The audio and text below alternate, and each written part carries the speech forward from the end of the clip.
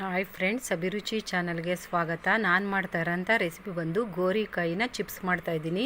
ಹೇಗೆ ಮಾಡೋದು, ಏನೇನು ಇಂಗ್ರೀಡಿಯೆಂಟ್ಸ್ ಬೇಕು ಬನ್ನಿ ನೋಡೋಣ. ಗೋರಿಕಾಯಿನ ವಾಶ್ ಮಾಡ್ಕೊಂಡು ಒಂದು ವೈಟ್ ಬಟ್ಟೆ ಮೇಲೆ ಹಾಕ್ಬಿಟ್ಟು ನೀಟಾಗಿ ನೀರು ಇಲ್ದಂಗೆ ಒರೆಸ್ಕೊಬೇಕು.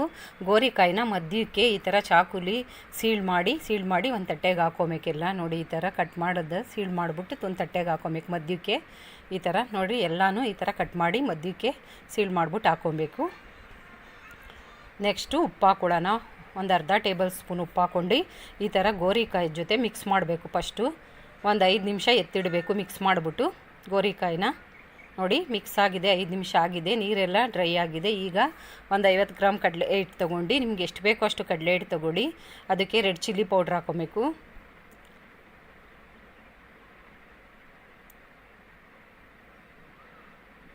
ಸಾಲ್ಟ್ ಹಾಕ್ಕೊಳ್ಳೋಣ. ರೆಡ್ ಚಿಲ್ಲಿ ಪೌಡ್ರ್ ಆದಮೇಲೆ ಸಾಲ್ಟ್ ಹಾಕ್ಕೊಂಡು 3 ಮಿಕ್ಸ್ ಮಾಡ್ಕೊಂಡು, ಸೋಡಾ ಎಲ್ಲ ಹಾಕಂಗಿರ ಮೂರು ಮಿಕ್ಸ್ ಮಾಡ್ಕೊಂಡು ಸ್ವಲ್ಪನೇ ನೀರು ಹಾಕೊಂಡು ಕಲಿಸ್ಕೊಬೇಕೆಲ್ಲ. ಇನ್ನು ನಮ್ಮ ಚಾನಲ್ಗೆ ಸಬ್ಸ್ಕ್ರೈಬ್ ಆಗಿಲ್ಲ ಅಂದರೆ ಸಬ್ಸ್ಕ್ರೈಬ್ ಆಗಿ, ಲೈಕ್ ಮಾಡಿ, ವಿಡಿಯೋನ ನಿಮ್ಮ ಫ್ರೆಂಡ್ಸು ಫ್ಯಾಮಿಲಿಗೆಲ್ಲ ಶೇರ್ ಮಾಡಿ, ಬೆಲ್ ಐಕನ್ ಕ್ಲಿಕ್ ಮಾಡಿ. ನೋಡಿ, ಈ ಥರ ಮಿಕ್ಸ್ ಮಾಡ್ಕೊಂಡು ಮೀಡಿಯಮ್ ಹದದಲ್ಲಿ ಕಲಸಿಟ್ಕೊಬೇಕು. ಜಾಸ್ತಿ ತೆಳುವಾಗೂ ಇರಬಾರ್ದು, ಗಟ್ಟಿನೂ ಇರಬಾರ್ದು. ಈ ಥರ ಸ್ವಲ್ಪನೇ ನೀರು ಹಾಕೊಂಡು ಎಲ್ಲ ಮಿಕ್ಸ್ ಮಾಡ್ಕೊಳ್ಬೇಕು.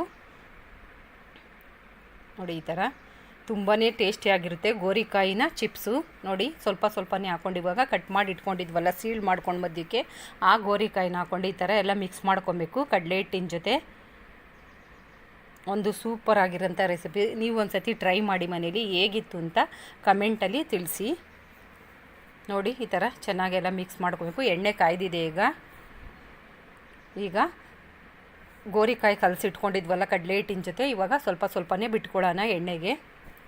ಕಲಸಿಟ್ಟಿರೋ ಅಂಥ ಗೋರಿಕಾಯಿದನ್ನ ನೋಡಿ, ಗರಿಯಾದ ಗೋರಿಕಾಯಿ ಚಿಪ್ಸ್ ರೆಡಿ ಆಗ್ತಾಯಿದೆ. ತುಂಬಾ ಟೇಸ್ಟಿಯಾಗಿರುತ್ತೆ. ನೀವು ಒಂದು ಸತಿ ಟ್ರೈ ಮಾಡಿ ನೋಡಿ. ಮಕ್ಕಳಿಗೆಲ್ಲ ತುಂಬ ಚೆನ್ನಾಗಿರುತ್ತೆ. ಕಾಫಿ ಟೀ ಜೊತೆ ಎಲ್ಲ ಸ್ನ್ಯಾಕ್ಸ್ ಥರನೂ ತಿನ್ಬೋದು.